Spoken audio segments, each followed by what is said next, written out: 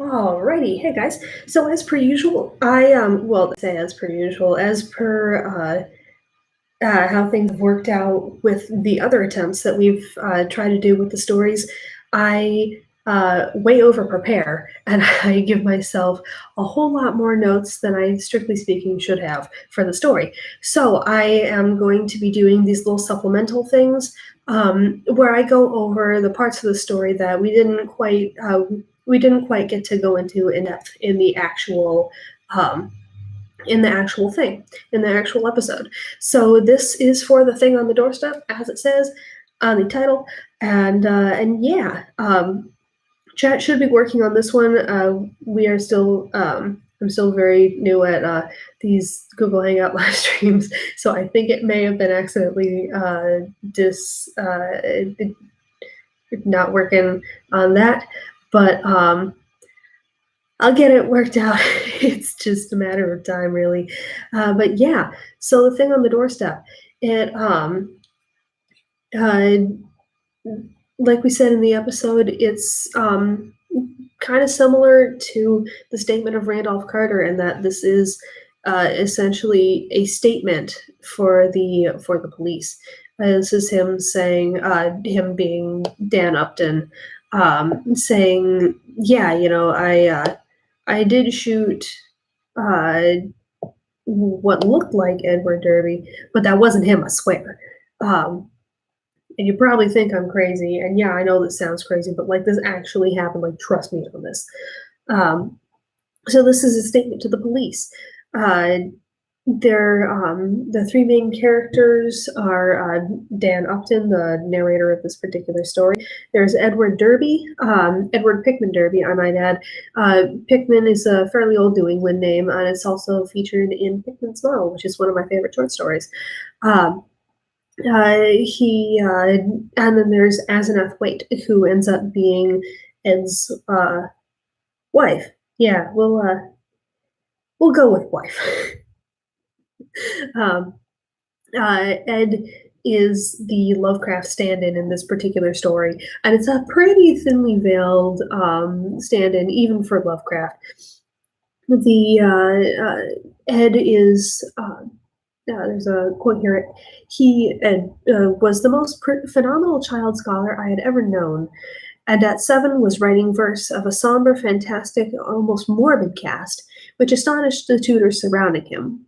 Perhaps his private education and coddled seclusion has something to do with his premature flowering. An only child, he never was allowed without his nurse, and seldom had a chance to play unconstrainedly with the other children. All this doubtless fostered a strange, secretive inner life in the boy, with imagination as his one avenue of freedom. So this is the same childhood that Lovecraft himself had.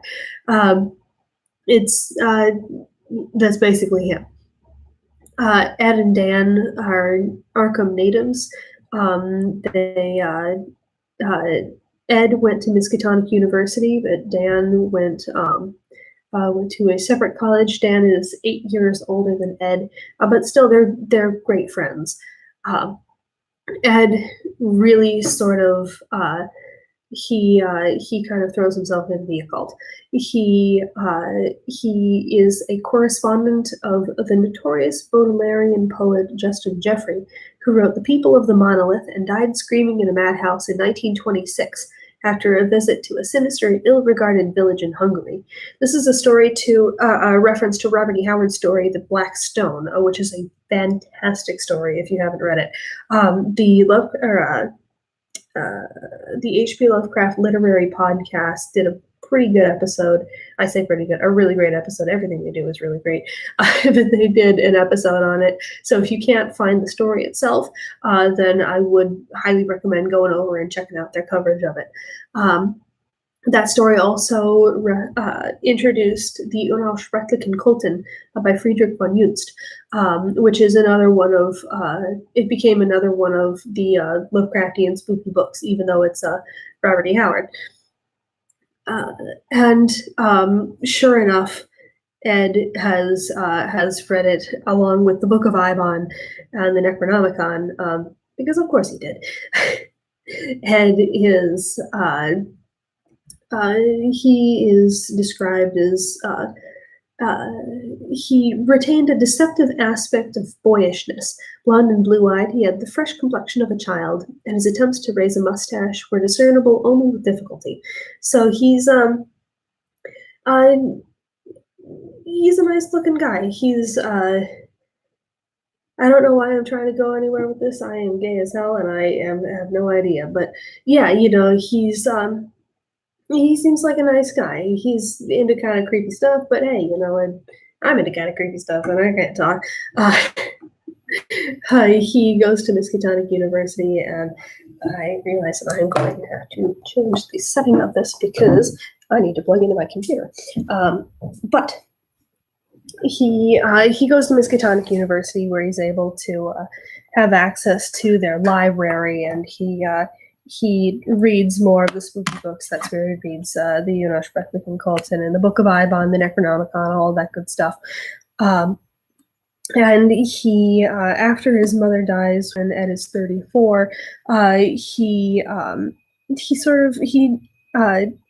starts hanging out with the college kids more. He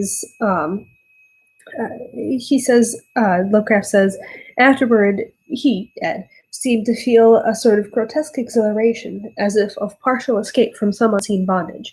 So this is, again, just scooching back on my bed there. This is a very thinly veiled reference to Lovecraft himself. This happened essentially after Lovecraft's mother died. He did what Ed is doing in this story. He started hanging out with people, other people who he normally would not have hung out with. He meets a woman. In Howard's case, he met Sonia at a Boston Literary Convention, and Ed meets Asenath at a gathering of intelligentsia, and they start dating. They get married. There you go. And Asenath seems to be pretty blatantly based on Lovecraft's own wife, Sonia Green. So he. Now, of course, Ed is hanging out more with the Miskatonic people, so there are talks of black magic and things, happenings utterly beyond credibility. So that's, of course it is. That's where, pretty much where not exactly where the similarities end, because there are a couple more similarities later on in the story, but that's pretty much where they end with between Ed and Howard. Asenath, goes on to talk a little bit about Asenath. She was 23 and Ed is 38 when they met. This is flipped from Lovecraft's own life. Lovecraft was a little younger than Sonia. But Asenath is described as dark, smallish, and very good-looking, except for over-protuberant eyes. But something in her expression alienated extremely sensitive people. So, apart from the over-protuberant eyes and the alienating expression, that's pretty much Sonia. So she, a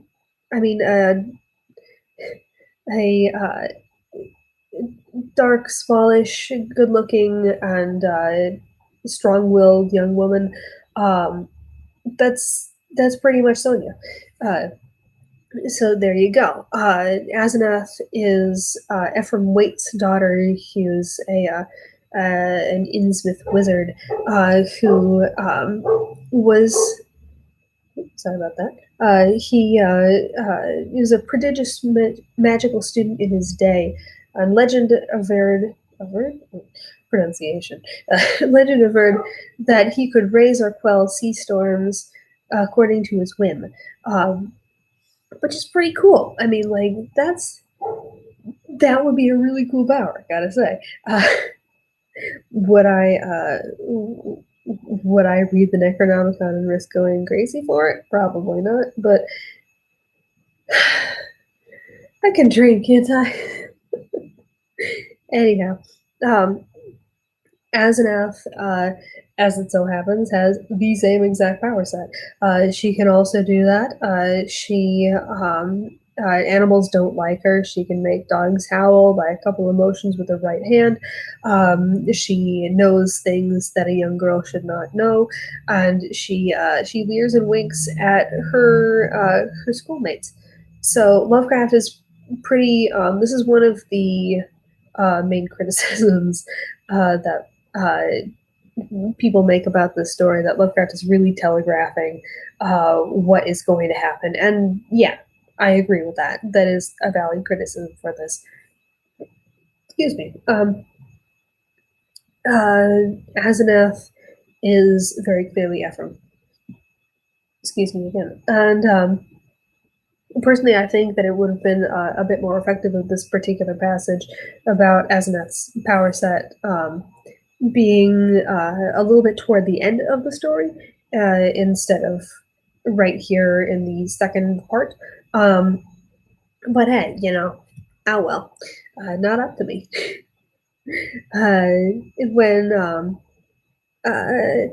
yes, so Asenath, again, somewhat telegraphing here, Asenath's crowning rage is that she isn't a man, and that she thinks she needs a male brain to actually to seriously improve her to improve her studies in the mystical arts, which I mean, that is unfortunately the common thought of the time period. That's one of the only things that I would agree about Lovecraft being a man of his time. Like that, yeah, I can buy that. Being a man of his time, the racism stuff, not so much. But I'm not going to get into that here. If we ever cover the Shadow of Innsmouth, or one of the other more one of the other stories where he talks more about lineage and race, then I will probably get into it there. But not here. So yeah. After Dan meets Asenath, that's pretty much all he can talk about. He's in love, and he really he wants to talk about his girlfriend, and it's kind of sweet. They pretty quickly start talking about marrying Asenath and moving out to the suburbs, and it's the wedding was a month after Ed starts talking about marrying her. It's very sweet. They get married by a justice of the peace, according to the bride's request. So this is another, possibly another reference to Howard's marriage to Sonia. Howard and Sonia got married in St. Paul's Chapel in New York City in March of 1924. I'm sorry. Although neither of them were Christian. Sonia was Jewish, and Howard just liked the spot for its historical significance. He was an atheist. Sonia suggested that there's a quote here, she thought a civil marriage would be sufficient, but Howard insisted that we be married by a Christian minister and that the marriage take place in St. Paul's Church. In this, as later in so many things, I let him have his way. That particular quote is from Lovecraft as I Knew Him by Sonia, written by Sonia in 1949. So yeah, that's another sort of connection. After the honeymoon in Innsmouth, which a hell of a place for a honeymoon, gotta say, Edward seems changed, and he seems more sober and thoughtful, and Asenath made him get rid of his weird little mustache. So not all bad, but Ed seems he had been a bit more rebellious, but now he seems kind of sad, and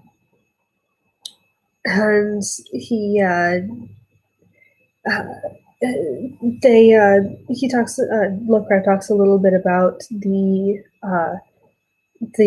honeymoon in Innsmouth, and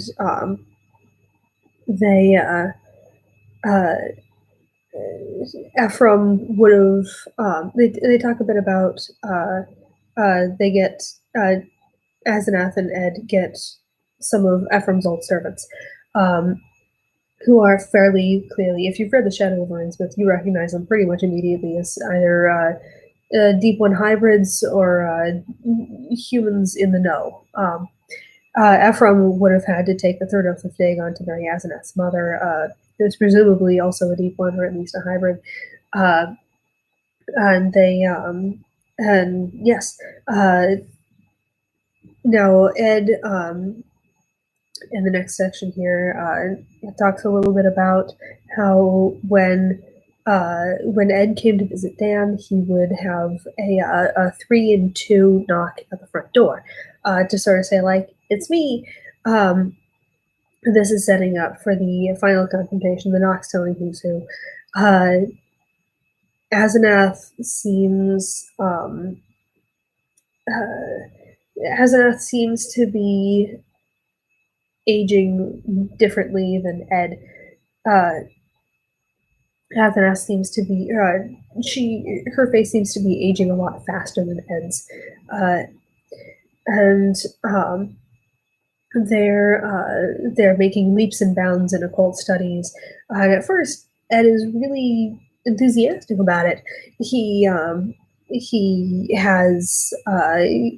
tells Dan a little bit about what they're doing, and then after, you can kind of tell Ed's starting to get in over his head, but he really can't get out of it at this point. So he stops telling Dan what's going on with that aspect of his life.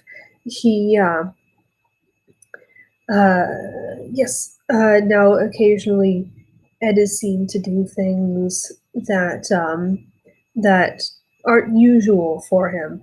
It says, now and then it seemed Edward was observed to wear an expression and do things wholly incompatible with his usual flabby nature. So this is starting to set up the final confrontation, that when Ed is doing these things, it isn't actually Ed. Ed never was able to drive. He was too nervous to drive. But now he's seen occasionally driving out in Asenath's Packard, in Asenath's car. He usually goes down the Innsmouth Road, and sometimes when he goes out and he comes back, he isn't driving anymore. He's sprawled in the backseat of a car while somebody, a chauffeur or a mechanic, is driving in the front seat. Now this is kind of not exactly telegraphing, but it's more more obviously sort of showing that, setting up that Asenath doesn't have complete control over Ed's body at this point. Howard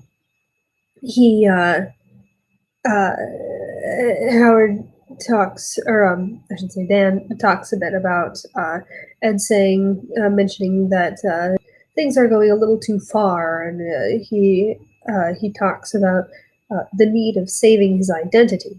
So Howie's being a little on the nose here, but it's still pretty effective in the setting up things stage of the story, the exposition. Again, Howard really hammers it home. He really wants the reader to know that Asenath is taking over Ed's body. He talks about how when Ed is going out and he's driving these things, and he's doing these things that Ed doesn't normally do. The way that he looks is more like Asenath, and when people see Asenath when Ed is in this state, then she looks more like Ed in this case. So we're really hitting it home here. There's a mention of Cyclopean ruins, so can't be a Lovecraft story without something being Cyclopean. Boom, there you go. But yes, there's so he talks. Ed talks about, or I should say, Dan talks about Ed mentioning that there's where's the start of this quote here? Yes. He talked about terrible meetings in lonely places, of Cyclopean ruins in the heart of Maine, the Maine woods, beneath which the vast staircases led down to abysses of nighted secrets, of complex angles that led through the invisible walls to other regions of space and time, and of hideous exchanges of personality that permitted explorations in remote and forbidden places, on other worlds, and in different space-time continua.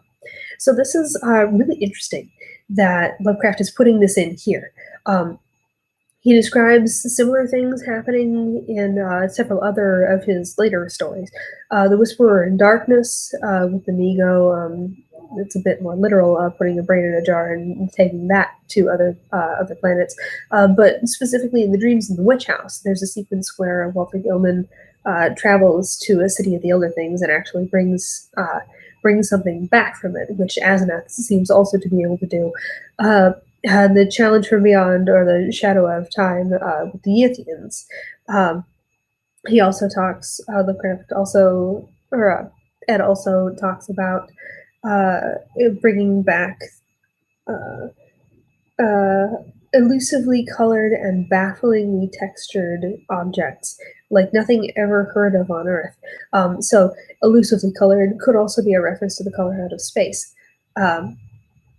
But yes, they're bringing things back from outside, which is like the Dreams in the Witch House.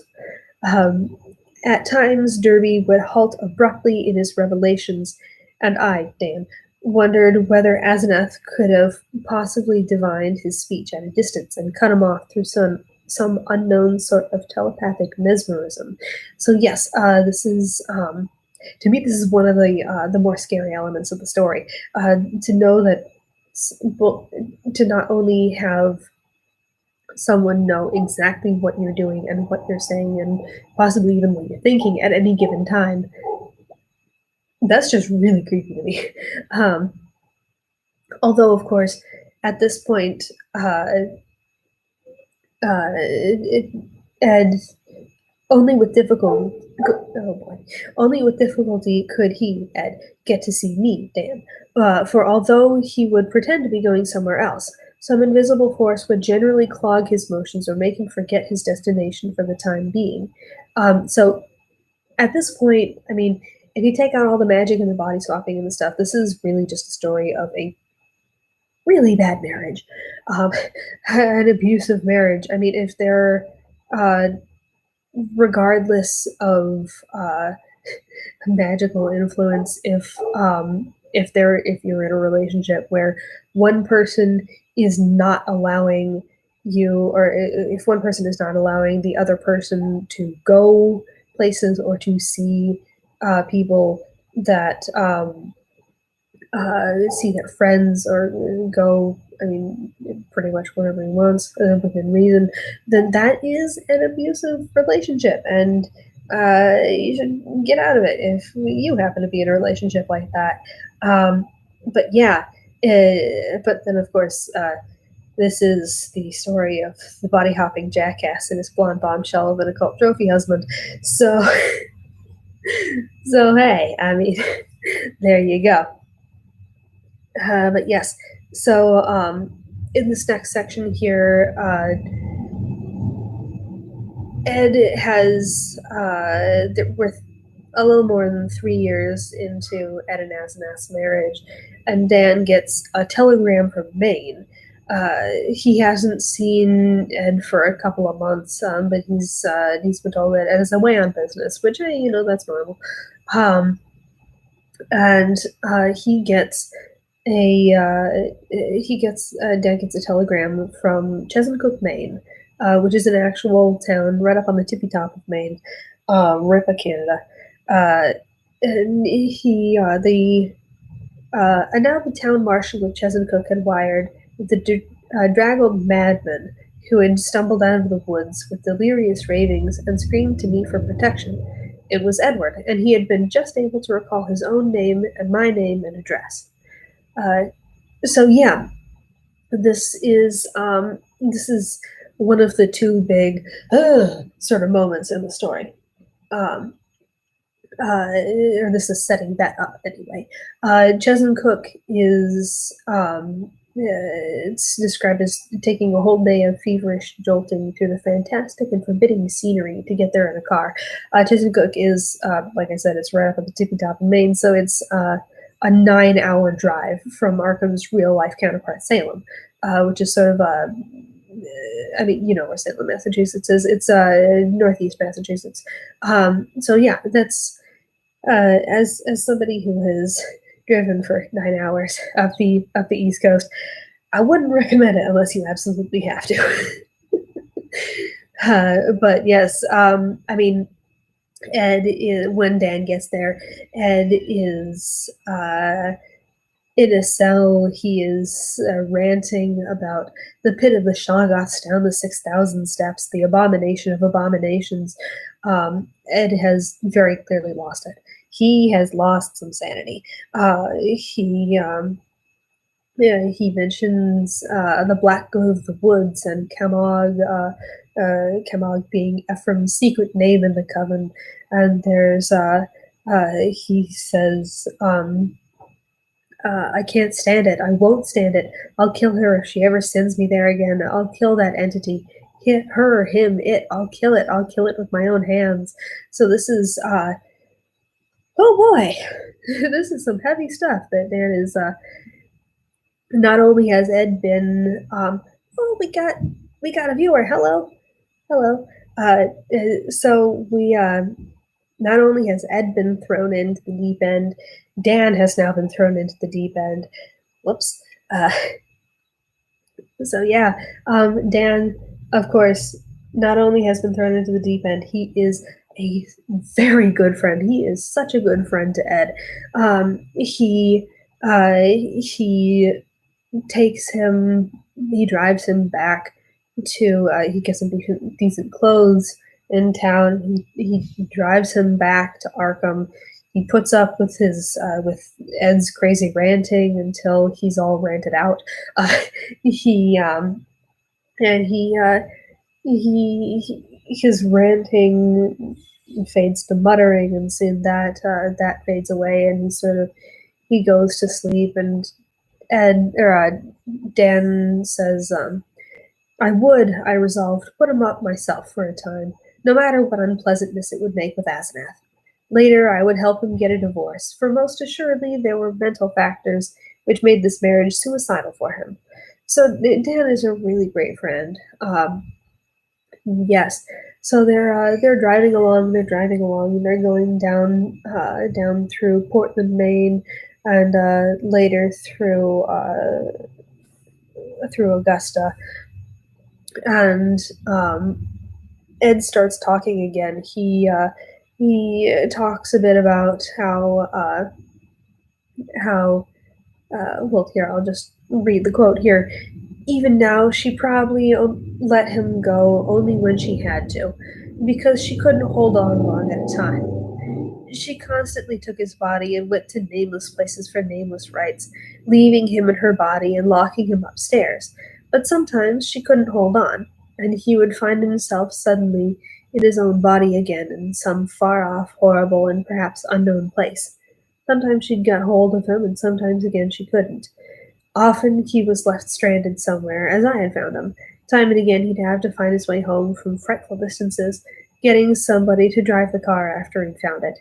So this, for me, is really fascinating. I love this concept, of the process of switching bodies. How long can Asenath or Ephraim, as it happens, how long can they keep hold of the body? How much influence do we have? The sort of nitty gritty of things. I really like that. And Ed goes on to basically info dump on Dan, saying again that Asenath wanted to be a man, to be fully human. That was why she got hold of him. So if we didn't know before, this really proves that Asenath is actually Ephraim in his daughter's body, and also confirms from the Shadow over Innsmouth that Asenath is one of the Innsmouth waits, that Asenath's mother wasn't human. She isn't fully human. Excuse me, she's a Deep One hybrid. Although, of course, Dan isn't completely convinced. He he notices that Ed looks like he had been really active and properly exercised for the first time in his coddled life. Uh, but he also sort of Dan is doing his best to really explain this, explain what's going on in a rational way, in giving it a mundane explanation. He's saying, well, um, Asenath is pretty forceful, but I mean, he's looking pretty good. He's is this entirely a bad thing? And I mean, it's definitely a bad marriage, and like he definitely needs to get out of this marriage. But also, like, this is this really is this oh boy, how do I phrase this? Dad is trying to figure out whether this is actually supernatural influence or whether this is just Asenath being a really strong-willed person. And of course, as we know, it is in fact supernatural. Ed goes on to say that Ephraim had found a passage in the Necronomicon. He found a formula that separates the mind from the body, so that when the body dies, the mind can move on. And this is setting up the final confrontation of the proverbial thing on the doorstep.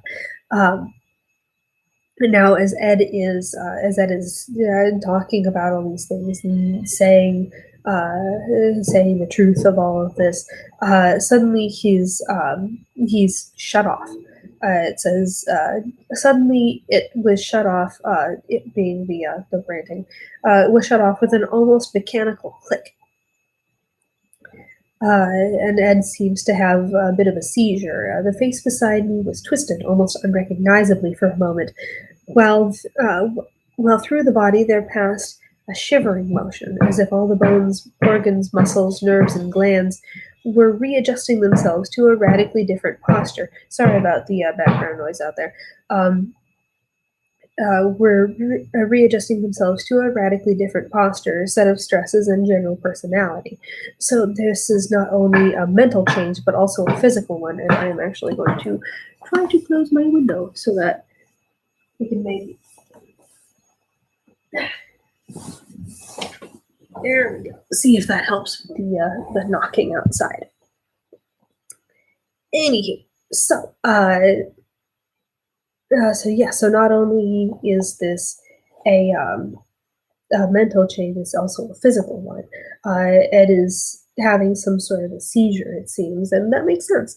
I mean, given that this is another mind, another personality invading into Ed's brain, like, yeah, of course, that it makes sense that there would be some sort of a seizure, some sort of a physical effect of this. And yes, and Dan realizes that the town gossips were right. Ed does look a lot like Asenath when he is like this. He doesn't speak for a while, but when he does, his voice is different. The cadence of his voice, the pronunciation, he sounds, he doesn't sound like Ed. And he doesn't, and I mean, in addition to the different pronunciation and the tone of voice and all of that, his phrasing, the way he phrases his sentences is different also. He says, "I hope you'll forget my attack back there, Upton," which, I mean, they're childhood friends. Hopefully they're a little more familiar than last name basis here. Yes. You know what my nerves are, and I guess you can excuse such things. I'm enormously grateful, of course, for this lift home. And you must forget, too, any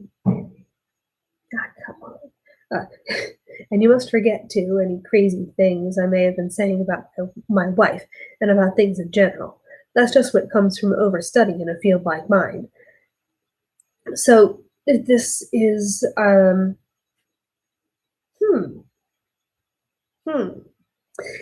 this is very much not Ed. This is pretty clearly Asenath as Ed trying to discredit anything that he might have said because he was telling the truth.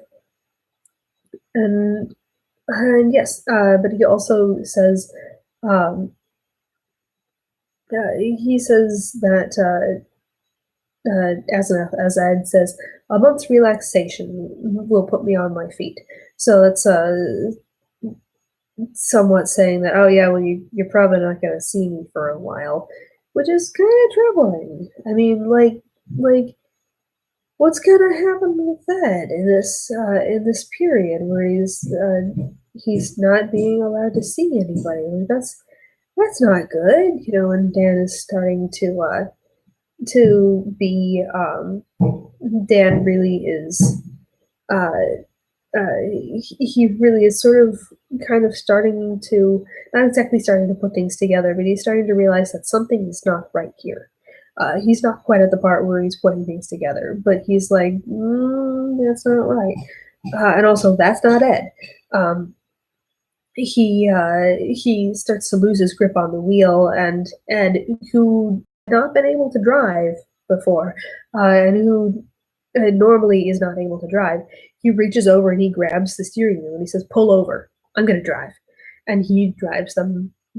Dan pulls over, and Ed drives them back to Arkham. And that's really, really like, eh.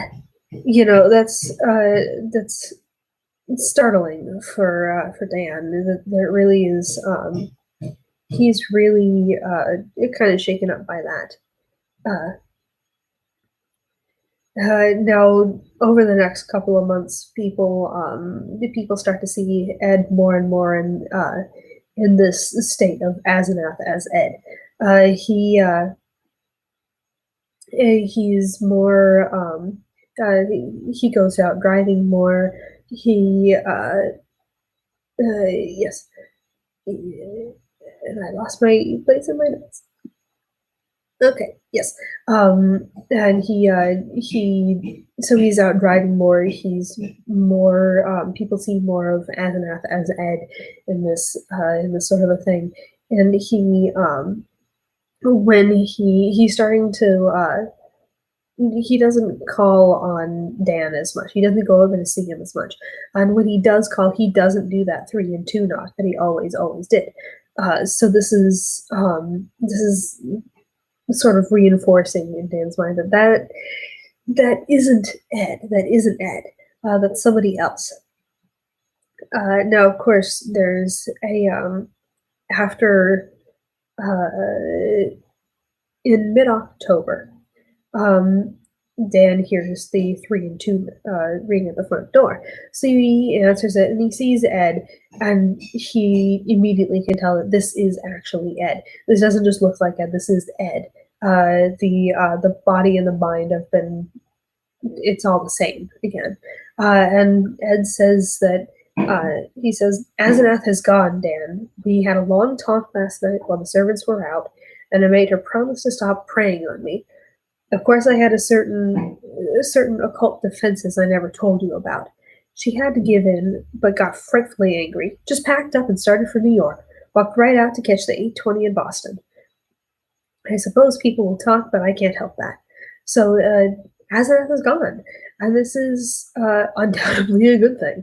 And, of course, as we later find out that she hasn't gone to New York, she is actually dead, but we don't know that yet.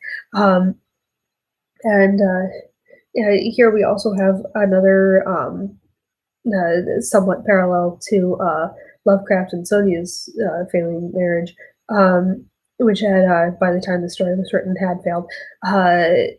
Ed says, "I hope she'll go west and get a divorce." That's what Sonia did.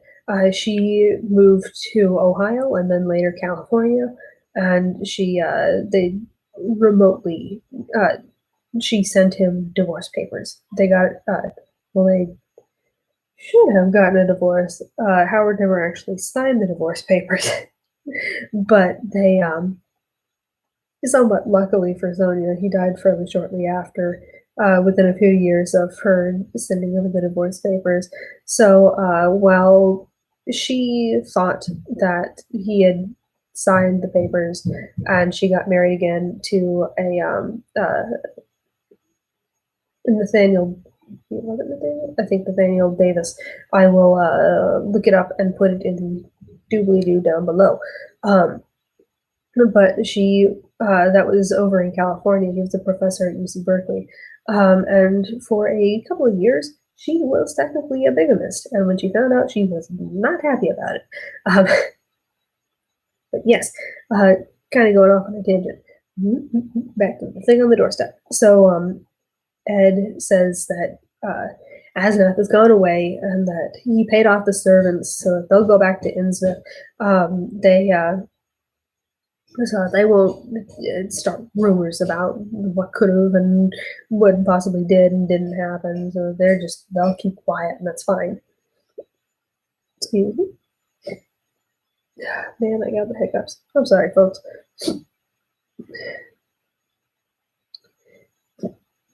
But anyhow, so yeah, and Ed again goes over the that Asenath is taking over his body, and Howard is really hammering it home here. He's really making sure that the reader knows that Asenath has been taking over Ed's body. And he says that Ed says, I had to save myself. I had to, Dan. She'd have got me for good at Halloween. They hold a Sabbath up there and beyond Chesuncook, and the sacrifice would have clinched things. She'd have got me for good. And so Asenath's sort of end goal here is to permanently switch bodies with Ed and to take over his body and possibly to kill off Ed in her body. And there's that. He again confirms that Asenath isn't Asenath, it's actually Ephraim. And yes, and Dan, after Ed sort of tires himself out from that, Dan realizes that, yes, this, he says, this, I reflected, was a case for the asylum. You think, buddy? It's been a long time coming with this, but yes, that is definitely the case. So yes,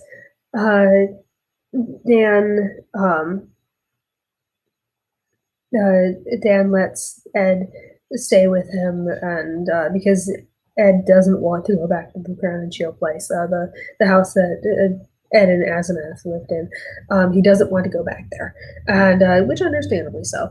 And so Dan lets him stay with him, and while they're getting Ed's old house, the Derby Mansion, back up and running, after Edward's father died, it was kind of left vacant. But they're getting it, they're repairing it, they're getting things back in the swing of everything, and there's talk about visiting Europe and going on a vacation, maybe getting out of the country, and sort of Ed seems to be really sort of recovering and getting better from this, and it's really, really nice. And then, of course, the story can't end there because this is a Lovecraft story. It can't end well for the main characters. That never happens. That happens in like maybe 2 of his entire body of work. And so it was around Christmas that Ed has a breakdown. He starts ranting about the pit of the Shoggoths and Kamad again, and the goat with 1,000 young, and Asenath is trying to take over his body again, but it seems to be taking more effort than usual. He says, again, she's trying. I might have known. Nothing can stop that force, not distance, no magic, no death. It comes and comes, mostly in the night. I can't leave. It's horrible. Oh God, Dan, if only you knew just as I do how horrible it is. So Ed is he's really having a rough time with this. And he, when Ed sort of tires himself out a little, Dan props him up, and he gives him some pillows, and he calls a doctor, and Or no, he doesn't call it a doctor because he knows that the doctor's going to say, yeah, asylum. But Ed is really going to pieces. So eventually, Ed does get put into the asylum, and Dan becomes his executor, essentially. He's made his guardian, and he visits him twice weekly, and there really isn't any change. Ed is still ranting about I had to do it. It'll get me down there in the dark. Uh, so there isn't much hope of recovery, but Dan's trying to stay optimistic. This is his best friend after all. Um, but he sort of says, well, there has to be some sort of place for Ed to go to if he does manage to recover. So he goes and he keeps fixing up both the Derby mansion, but also he has somebody go over and dust the ground and shield place once a week, and right before Candlemas, which is the 2nd of February, and which is also referenced in another one of Lovecraft's stories, The Dunwich Horror, as Wilbur Whately's birthday. It's another. It's also called Imbolc. It's another one of the big witchy holidays, along with Walpurgisnacht oh, what's going on out there? Along with Walpurgisnacht on April 30th. Or possibly the 31st, the last day of April, and also Halloween. This another sort of big holiday. But so Dan gets a phone call saying that Ed has recovered. His sanity seems to have come back. His memory is a little off, but I mean, his sanity is back. He's recovering. And Dan gets really excited, and he's saying like, "Oh man, this is so cool. This is great." And it's gotten back together, and he goes to the asylum to sort of see and to see how he's doing. And as soon as Dan comes in, he realizes that this is not Ed. This is Asenath in Ed's body, and he just is really just like, oh no, this is not good. This is not good.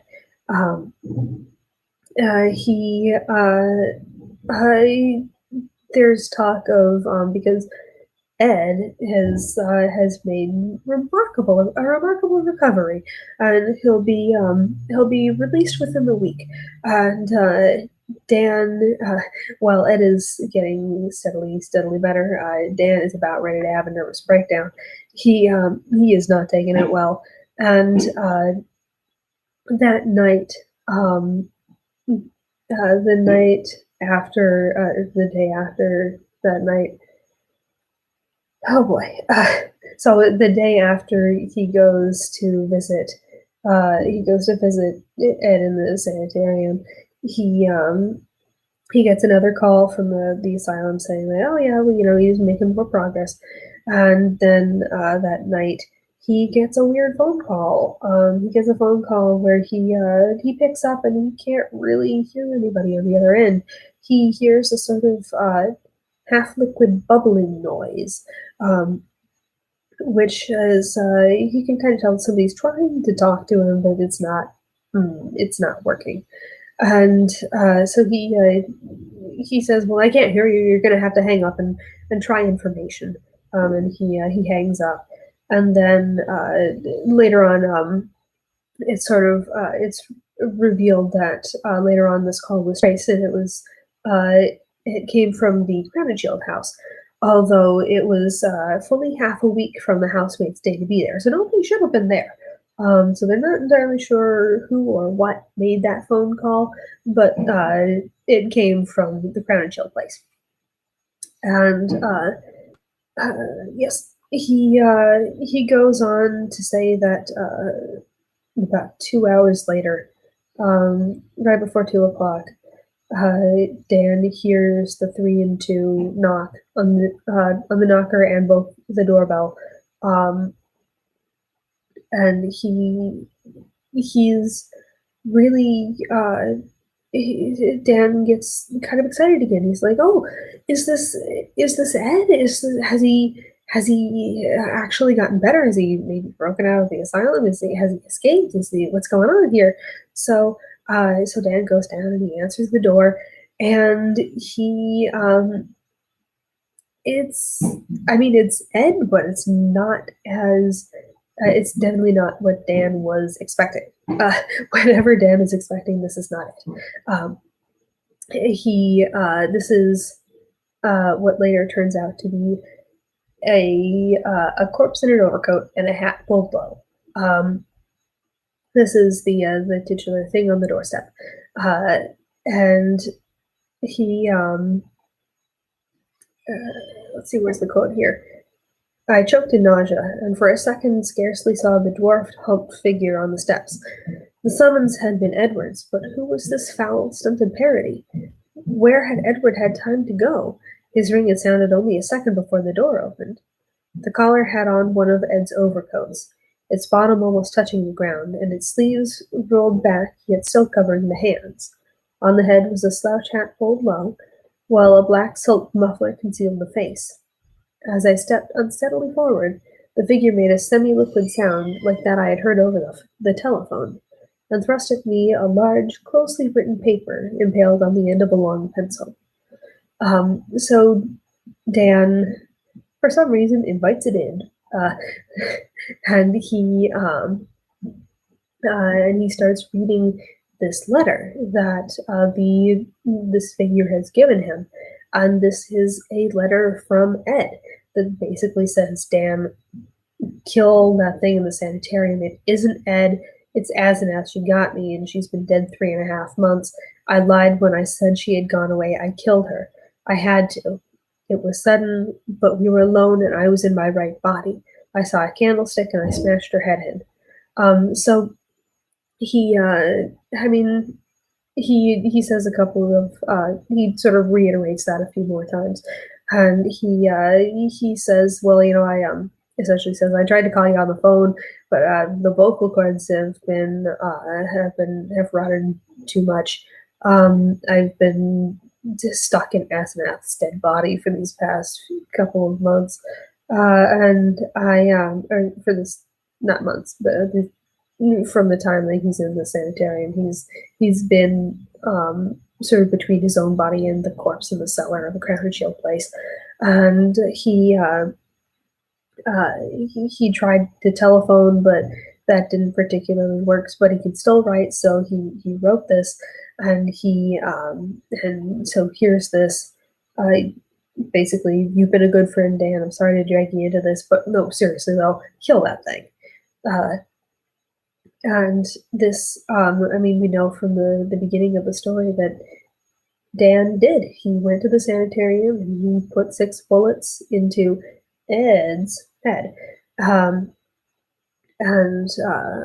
When Dan's butler, Dan, after reading most of this, Dan fainted. Because, again, wouldn't be a Lovecraft story if somebody didn't faint. When the butler came in the morning, he saw Dan passed out, and this sort of rotted puddle of nonsense in the hallway, and he called the police, and they picked up Dan, and this is the end of the story. That's pretty much it.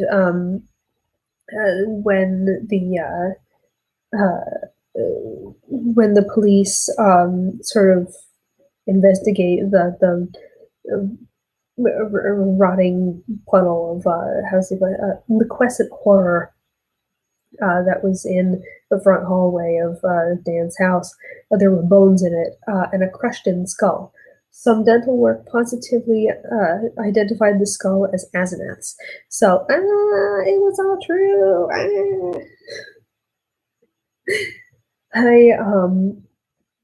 I really, really like the story. I think that yeah, there are some parallels between this story and a couple of Lovecraft's other stories.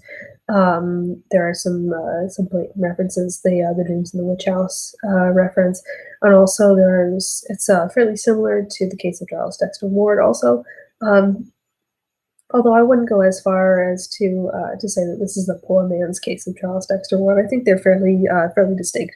But yeah, if you disagree with me, sure, fine, that's cool. Put it in the comments, and we can continue the conversation there.